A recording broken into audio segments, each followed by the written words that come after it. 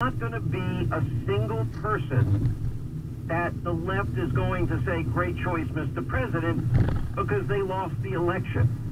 They only want people like Judge Sotomayor or Ruth Bader Ginsburg, etc., on the court. That's the type of justice they're looking for. People that are, and I guess it comes down to a battle between originalism and a judicial activist. They are looking for judicial activists. What is a judicial activist? That is somebody that believes that they can legislate from the bench. In other words, they don't really strongly believe in the Constitution. They don't seem to believe in co-equal branches of government. They don't seem to believe in separation of powers. They're perfectly comfortable with judges on the bench writing laws, which is their job.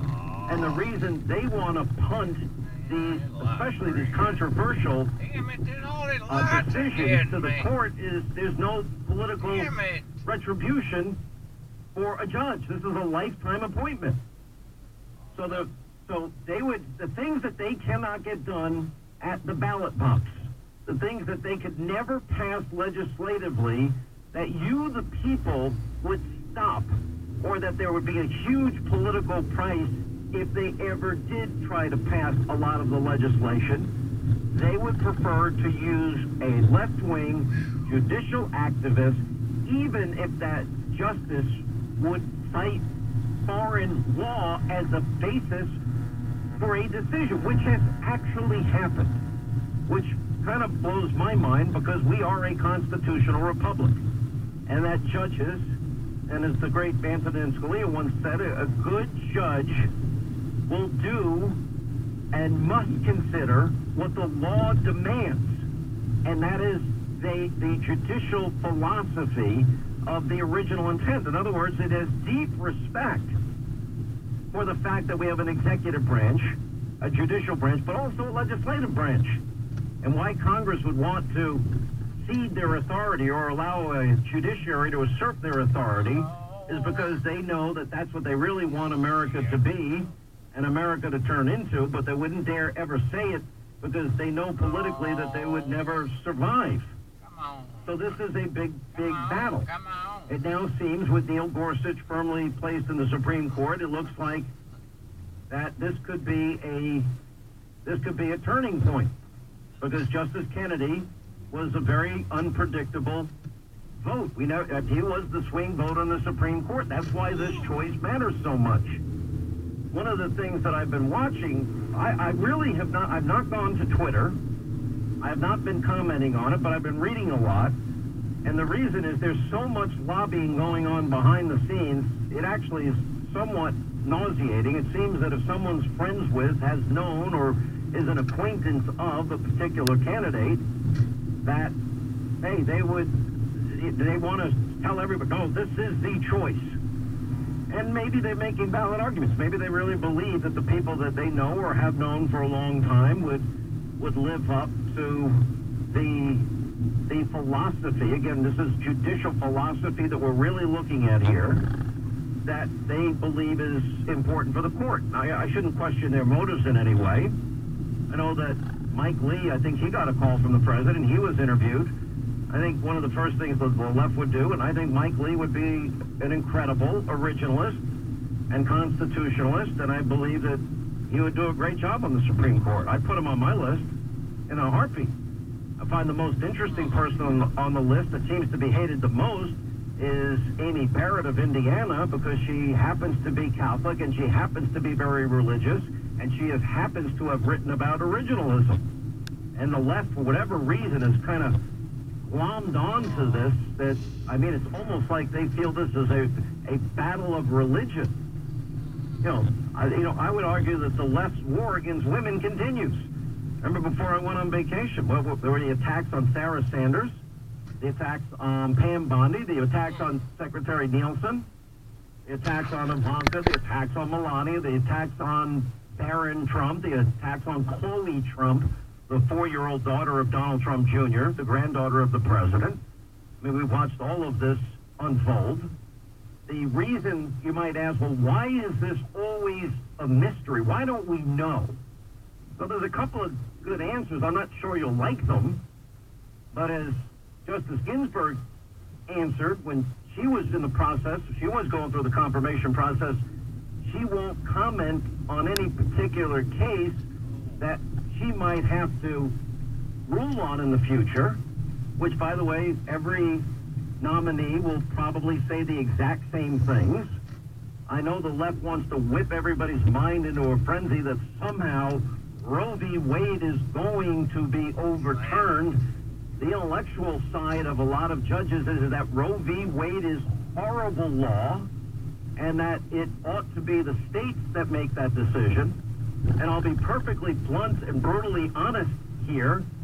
There is no way in the next number of decades, perhaps even 100 years, that a state like New York or California or New Jersey or Illinois, or probably at least 46 states, would ever outlaw abortion.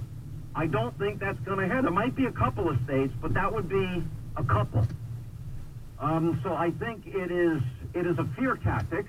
I think as of 9:01, well, let's say by 9:03 or 9:04, when the president gets to the point where he mentions the name of his choice, or when the person actually walks out with the president tonight, they are going to begin the process of smearing, besmirching, and attempting to destroy the character, the name, and the background of whoever the president picks. It doesn't matter, for example, that this president is literally in 500 plus days has created record low unemployment in 14 states in this country, record low unemployment for women in this country, record low unemployment for African Americans and Hispanic Americans in this country. We have a record number of people in terms of labor force participation. In other words, the numbers that we looked at closely in the Obama years, nobody seems, Reagan once infamously said, stay the course. And I will argue that probably starting next week, the importance of 2018 is going to be in the forefront of everybody's mind. By the way, Mitch McConnell now is speaking ahead of the president's Supreme Court announcement. It's very interesting. From all that I've heard, Mitch McConnell has been lobbying for the easiest confirmation process. That shouldn't be what it is. There's a reality that I have to talk about. And the reality is that there is not a big margin in the Senate. In other words, the president has a balancing act here. Susan Collins and Lisa Murkowski, if there was somebody they believe strongly would, quote, overturn Roe, and as I explained, it would go back to the states, they would oppose that nominee. Then again, you've got strict constructionists and originalists that believe in the judicial philosophy that I believe in, like Scalia, like Thomas, people like Ted Cruz and Rand Paul. They too could be peeled off if the president doesn't make the right choice. John McCain has been very ill, so I'm not sure he will factor in here, but nor has he been a particularly reliable vote for the president. So the bottom line is there's no wiggle room here. And then on the other hand, politically, you've got all these red state Democrats, Claire McCaskill, Bill Nelson, Heidi Heitkamp, and others. Well, these are Democratic senators that live in very red states that like Donald Trump. They're going to be feeling the pressure to support the president's nominee. There's also the intellectualism that means that people that are jurists or people that literally immerse themselves in constitutional thought and constitutional precedent and constitutional writings. In the cases that you bring up, you can only glean so much because there's so much nuance and specifics in the particular cases that they might have ruled on. And that becomes an issue. For example, in the case, I can tell you right now, of one justice, but 12 years on the court, I mean, that's a long time. That's a lot of Justice Kavanaugh, for example. That's a long time. A lot of decisions to pore over. And he was, I think, the front runner leading up to this week. And although things seem, who knows? I mean, I don't even want to speculate. Everybody else is speculating. But here's what they want to do. This is what Senator Kennedy did